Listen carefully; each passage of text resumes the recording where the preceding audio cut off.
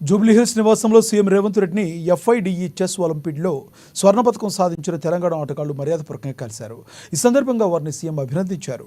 భారతదేశం తరపున మొదటిసారి స్వర్ణ పతకాలు సాధించిన తెలంగాణ ఆటగాళ్లు అర్జున్, ద్రోణవల్లి హారిక ఇద్దరు ఆటగాళ్లకు చెరో 25 లక్షల రూపాయల నగదు ప్రోత్సాహకాన్ని ప్రకటించారు.